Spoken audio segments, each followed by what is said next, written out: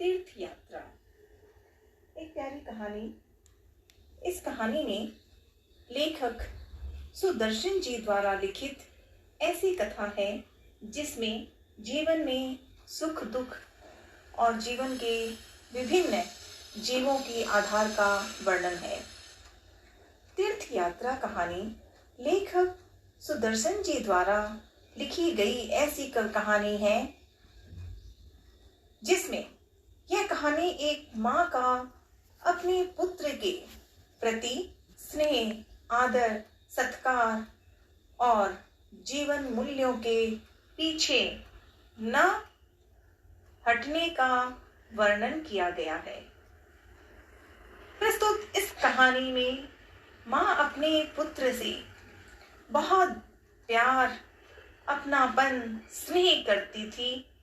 वह अपने पहले पुत्र को खो चुकी थी।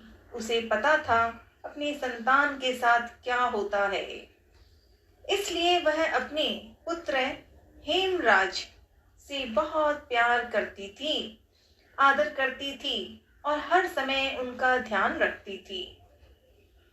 वह दिन रात अपने पुत्र, अपने बेटे के साथ रहती थी। वह उसे अपनी नजरों से दूर नहीं करती थी, आसपास अपने साथ रखती थी। एक दिन हेमराज को बहुत तेज बुखार आई। ऐसी बुखार हुई कि लंबे समय हो रहा बीमारी। वह तुरंत डर गई। उस माँ को ये डर लग गया कि हेमराज, मेरे बेटे को क्या हो रहा है। वह उसे वैद्य के पास लेकर गई। वैद्य जी ने बताया कि उसे मियादी बुखार है। यह बुखार 21वें दिन से भी ज्यादा या आसपास हो सकता है, इसलिए यह बुखार 21वें दिन से उतरेगा, आसपास भी हो सकता है। लाजवंती अपने पति को खबर देती है और बुलाती है। 21 दिन के बाद बुखार नहीं उतरता। वह डर जाती है, परेशान होती है। उसे बार बार चिंता हो रही है कि मेरे बेटे हेमराज की तबीयत कब ठीक होगी। वह तीर्थ यात्रा करने की सोचती है। वह सेवा भी कर रही है, ईश्वर का ध्यान भी रख रही है। वैद्य जी ने जो उपाय किया वो भी करवा रही थी और वह माँ बहुत चिंता करती है। उसे वो माँ लाजबंदी बहुत परेशान हो रही थी।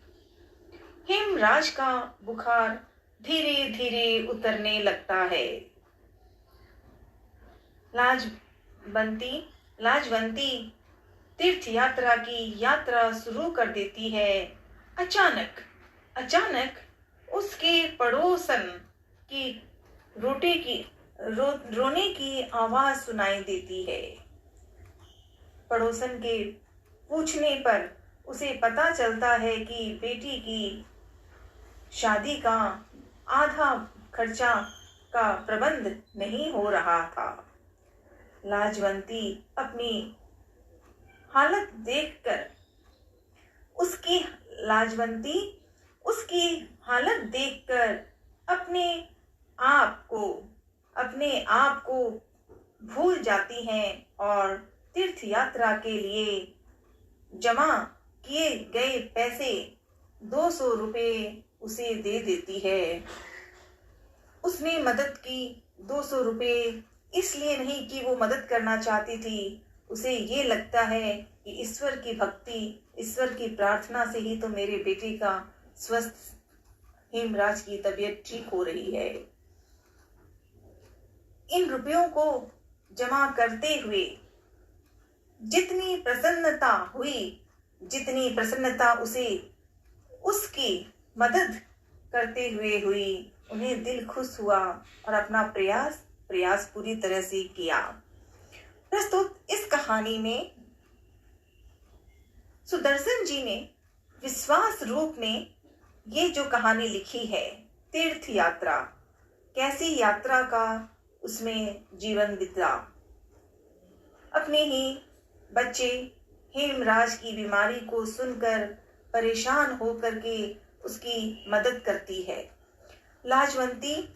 लाजवंती माता अपने बेटे हेमचंद के लिए बीमार होते ही घबरा जाती है, क्योंकि उसके जीवन में पहले भी उसका बच्चा हुआ और गुजर गया था। इसीलिए माता लाजवंती चिंता करती है और बाद में जब समय बीतता है, हेमराज की तबीयत ठीक होती है, हेमराज स्वस्थ होता है, तब जो माँ है वो लाजवंती माँ अपने बेटे के भले होने के बाद ईश्वर के धन्यवाद के लिए, प्रार्थना के लिए, मनन के लिए वो बाहर जाना चाहती हैं, शुरू होती हैं। और इसी बीच जब उन्हें पता चलता है कि पड़ोसिन के घर पे देखा कि एक बच्चे की बेटे की शादी की समय था, पर वहां शादी का खर्चा पूरी तरह से नहीं हो रहा है, तो लाजवंती माता ने उसकी मदद कर दी। तो ऐसी प्रेम कहानी है।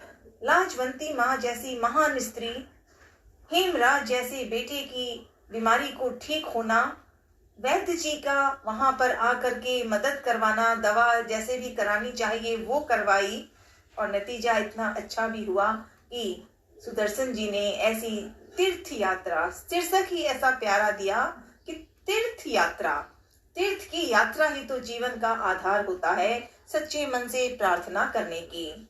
तो आज की इस कहानी में संक्षेप में, छोटे शब्दों में, पर मुख्य बातें कि क्या क्या है।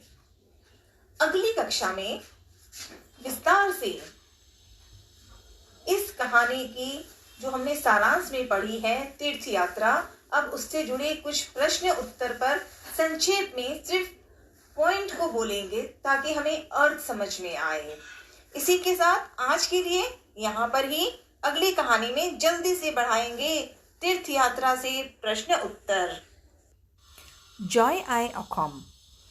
হিন্দীত পঢ়িবলৈ, অসমীয়াত পঢ়িবলৈ যি হয় মনটো ভাল হ'লে ভালকৈ আহি যায়। তীৰ্থযাত্ৰা পাৰ্টটো, কাহানীটো বৰ ভাল আৰু it's look like very nice.